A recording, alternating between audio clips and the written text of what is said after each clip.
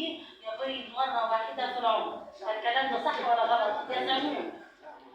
نعم عربي. فطبعا احنا كده كل شهر نتمنى ان احنا نلتقي في الشهر مرة ومرتين، لان طبعا ده دور مكتبة مصر العامة. وشكرا خالص لحضرتك. شكرا للأستاذة الدكتورة دعاء البري والأستاذة الدكتورة شيرين العدوي لحفاوتهم البالغة وقدرتهم على التعبير بطريقة جميلة لما في نفوسنا من حب لهذه المكتبة. لا شك أن اللقاء القادم يوم 7/9 لا ننسى ذلك، يوم الأحد 7/9 إن شاء الله حنكون في المكتبة. أما يوم 31/8 حنكون في مركز شباب عزبة حامد إن شاء الله.